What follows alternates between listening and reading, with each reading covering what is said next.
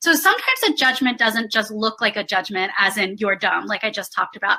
Sometimes a judgment can be a rule, like I should always look perfect when I leave the house, or people should always be nice to me. That's a judgment. It's a rule that we create about other people that brings us pain and distress if it's not followed 100% of the time.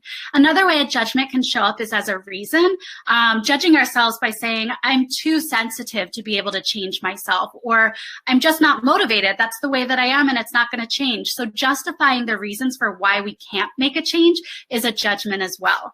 And then a third way that we see judgment show up in our lives is with our past and future stories. So using a past example of how something happened, friendships have always ended for me in the past. Therefore, I'm not the type of person that can keep a friend in my life. So using our past stories to inform how our future will be, that's a way that we're actually using judgment as opposed to observing a situation and describing what it looks like.